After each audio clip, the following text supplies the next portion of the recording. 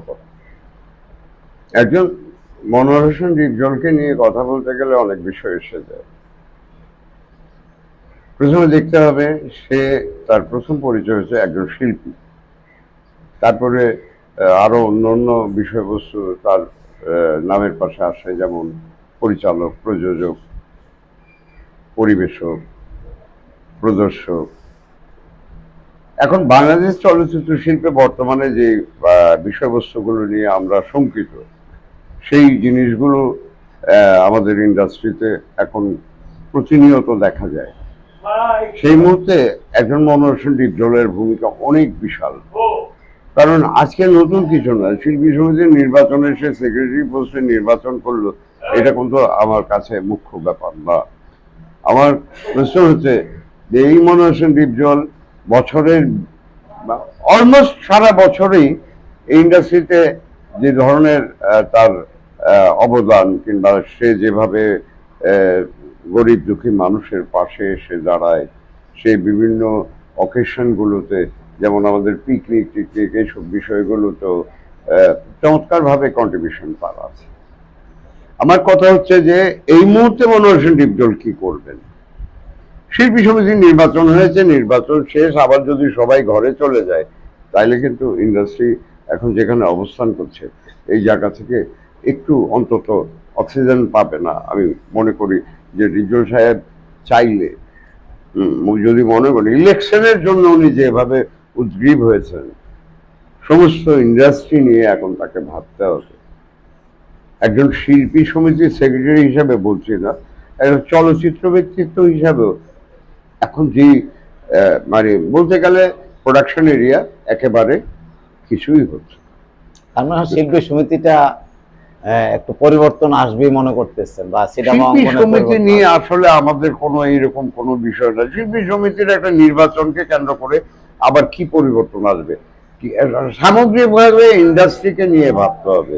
শিল্পীদের ভূমিকা, আজকে শিল্পী কেন তৈরি হচ্ছে না, এটাও শিল্পী সমিতির দায়িত্বের মধ্যে পড়ে। কিছু ভালো ক্যারেক্টার আর্টিস্ট, কিছু ভালো হিরো হিরোইন, নতুন আর্টিস্টদের তারা ইচ্ছা করলে অনেক কিছু করতে পারে, এবং সেখানে তারা নিমন্ত্রণ করতে পারে আমাদের বিজ্ঞ পরিচালকদের। আপনাদের হাতেই তো বাংলাদেশের শিল্পীরা তৈরি হয়েছে, আপনারা এই আর্টিস্টগুলোকে দেখেন, এদের দিয়ে কিছু করানো যায় কিনা। অনেকগুলো ইচ্ছা করলে এইটা করতে পারে, ইচ্ছা করলে যে আমাদের যে সংকট, আমাদের যে মাননীয় প্রধানমন্ত্রী 1000 কোটি টাকা দিয়ে রেখেছে গত 3 বছর আগে, আজকে কেন সেই টাকার ব্যবহার হচ্ছে, সেগুলো কি ডিপজল সাহেব পারবে? হ্যাঁ, না সেটা ডিপজল সাহেব হচ্ছে, ডিপজল সাহেব একা কিছু করতে হবে না, সমস্ত ইন্ডাস্ট্রি নিয়ে তাকে করতে হবে। কিন্তু একক ডিপজলের কাছে কি আশা করে? একক ডিপজল ইচ্ছা করলে সবার সাথে মিলেমিশে অন্যান্য সংগঠনের প্রেসিডেন্ট সেক্রেটারিদের সাথে বসে একটা বড় প্রচেষ্টা, একটা বড় প্ল্যানিং তৈরি করে এটা অনেক কিছু পরিবর্তন হতে পারে। কারণটা কি, আপনাকে চাইতে হবে, আপনার সমস্যাগুলোকে চিহ্নিত করতে হবে, এবং সেই সমস্যার সমাধানের রাস্তা কিভাবে বের করা যায় সেটা করতে হবে। এই এই জায়গায় মনোয়ার হোসেন ডিপজল আমার মনে হয় যথেষ্ট সচেতন এবং বুদ্ধিমান। সে চাইলেই হবে, সে চায় না কেন সেটা হচ্ছে ইন্ডাস্ট্রি পুরো রূপ চেঞ্জ করতে পারবে, ইচ্ছা করলে পারে, কারণ এককভাবে সে কিছু করতে পারবে না। সম্মিলিত যে সমিতিগুলো আছে সবাইকে নিয়ে তাকে কাজ করতে হবে। তার মানে ডিপজল সাহেব সবাইকে, যেহেতু সে ডিজার্ভ করছে এখন একটা শিল্পী সমিতির সেক্রেটারি হিসাবে, তার মানে একটা চেয়ারে বসে কথা বলতেছে, সেই জায়গা থেকে সমস্ত ইন্ডাস্ট্রি, আজকে প্রযোজক সমিতি, আজকে পরিচালক সমিতি, আজকে শিল্পী সমিতি, এরা চেষ্টা করলে আমার তো মনে হয় 6 মাসের মধ্যে বাংলাদেশ ফিল্ম ইন্ডাস্ট্রি চেঞ্জ করে দিতে পারে। আচ্ছা, লাস্ট প্রশ্ন করি, সেটা হলো একটা সময় শুরুতে ডিপজল ভাইয়ের কে ভয়ঙ্কর ডিপজল বা তার নাম শুনে ভয় পাই, পরবর্তীতে আবার আপনার মাধ্যমে, না আসলে ছবির মাধ্যমে তার প্রতি একটা নায়ক হিরোইজম বা মায়া বাড়লো মানুষের। না, এখানে এখানে সবচেয়ে বেশি কাজ করে সেটা হচ্ছে যে আর্টিস্ট কিন্তু একজন ডিরেক্টরের একটা অলংকার। সে চাইলে কিন্তু আর্টিস্টকে যেভাবে মানে এটা একটা, মানে আমি বলবো যে কাদামাটি, তাকে তৈরি করা যায়। এখন একটা মানে ভেটারান আর্টিস্ট, একটা সিজন আর্টিস্ট, তাকে নিয়ে যদি কথা বলতে, উল্লেখযোগ্য চরিত্রগুলো কেন তৈরি হয়, এই ধরনের পারফর্মারগুলো পারফরমেন্স করতে, একটা সময় তাকে যেভাবে ব্যবহার করা হয়েছে, আমি কিন্তু এই 12-14টা ছবি তার ঘর থেকে বানানোর পরে আমি ওই ছবিগুলোর কিছু অংশ বিশেষ দেখে আমি আতঙ্কিত হয়ে গেছি।